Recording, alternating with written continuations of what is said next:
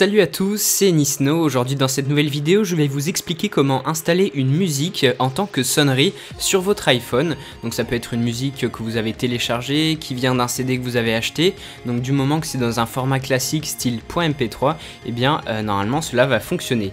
Donc j'avais déjà avant fait un tutoriel là-dessus pour mettre une musique en sonnerie sur son iPhone. Sauf que depuis, eh bien le logiciel iTunes a subi quelques modifications et donc la manière de faire a un petit peu changé. Donc aujourd'hui, eh bien je mets cette vidéo à jour en quelque sorte pour que vous puissiez de nouveau profiter de ce moyen de mettre une musique en sonnerie. Donc je le disais, vous pouvez prendre une sonnerie de votre bibliothèque, une musique qui vous appartient, mais je vous propose aussi parmi 3 remixes, j'avais fait une vidéo qui propose 3 remixes de la sonnerie originale de l'iPhone et vous pouvez les télécharger ici. Donc si ça vous intéresse, eh bien vous consultez cette vidéo, elle est dans la description de la vidéo et ensuite vous allez pouvoir vous servir des musiques que je proposais pour faire ce tutoriel. Donc une fois que vous avez votre musique, il va falloir installer iTunes, le lien sera dans la description de la vidéo. Il s'agit d'un logiciel qui permet de faire le lien entre votre ordinateur et votre iPhone, iPod ou iPod Touch. Donc ensuite, une fois que vous avez votre musique et iTunes, eh bien vous allez tout simplement la prendre pour la glisser sur iTunes. Donc je suis préalablement dans l'onglet musique et ajout récent juste ici. Donc voilà, vous pouvez voir que maintenant j'ai un nouvel album, la musique qui en fait a été ajoutée, elle apparaît ici. Donc je vais la sélectionner, tac, et je vais aller dans options, obtenir les informations ici. Et ensuite dans options, donc il faut savoir que votre sonnerie ne peut pas durer toute la durée de la musique en fait. Il va falloir réduire, par exemple si ma musique durait 1 minute 24, eh bien je serais obligé de la réduire à 30 secondes ou plutôt 29 secondes pour être sûr. Donc là par exemple le fichier que je vous ai donné, que j'utilise dans cette vidéo dure 24 secondes. Donc je vais quand même le réduire, je vais mettre 22 secondes pour qu'on puisse distinguer la sonnerie de la musique de départ, vous allez voir pourquoi. Donc là vous mettrez votre fin, faut pas que ça soit plus de 30 secondes et ensuite vous cliquez sur OK. Donc à partir de là, eh bien, on a toujours notre fichier, notre musique de sélectionner, elle dure toujours 25 secondes comme le fichier de départ. Et maintenant eh bien, vous allez cliquer sur fichier en haut à gauche, convertir et ensuite créer une version AAC.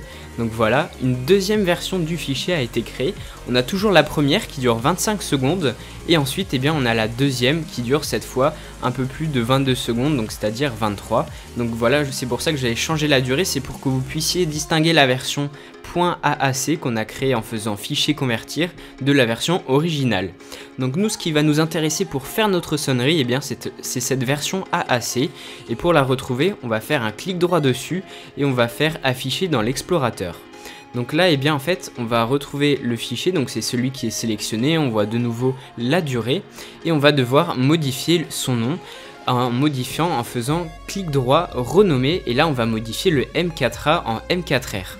Alors ne vous inquiétez pas si vous ne voyez que le nom de la musique et non pas le point M4A, il vous suffit de vous rendre dans affichage et extension des noms de fichiers. Il faut vous assurer que cette option est cochée et grâce à ça vous allez pouvoir avoir le point M4A qui va s'afficher si cette option est bien sélectionnée. Donc voilà, je vais modifier, j'enlève le A et je le remplace par un R, je valide de nouveau et ensuite eh bien, je vais faire clic droit, ouvrir avec et iTunes.